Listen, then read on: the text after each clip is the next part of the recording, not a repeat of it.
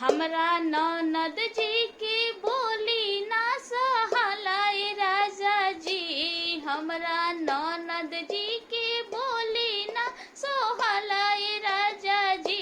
कोन में धइल बा मुंगरिया तो उठा लिए राजा जी। कोन में धइल बा मुंगरिया तो उठा लिए राजा जी।